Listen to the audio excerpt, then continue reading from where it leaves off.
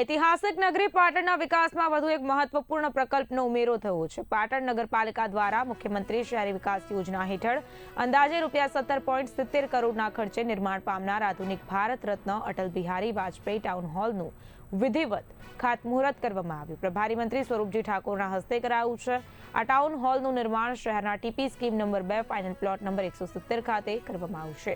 શહેરને આધુનિક સુવિધાઓથી સજ્જ બનાવવા અને સાંસ્કૃતિક તથા સામાજિક કાર્યક્રમો માટે ઉત્તમ માળખું ઉપલબ્ધ કરાવવા માટે આ પ્રકલ્પને મહત્વપૂર્ણ માનવામાં આવી રહ્યું છે।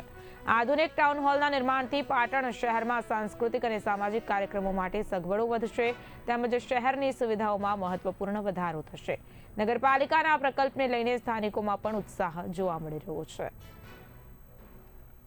આજે સુનિલ પાટણ શહેર ખાતે અટલ ટાઉન હોલનું આજે ખાતમુહૂર્ત કરવામાં આવ્યું છે। જેમ ભારતીય જનતા પાર્ટીનું ભૂપેન્દ્રભાઈની સરકારની અંદર જે વિકાસના કામો અવિરત ચાલુ રહે અને એ જ રીતે આજે પાટણ નગર ખાતે એક ભવ્ય અટલ હોલનું જે ખાતમુહૂર્ત કર્યું છે અને પાટણને એક મોટી ભેટ આપી છે।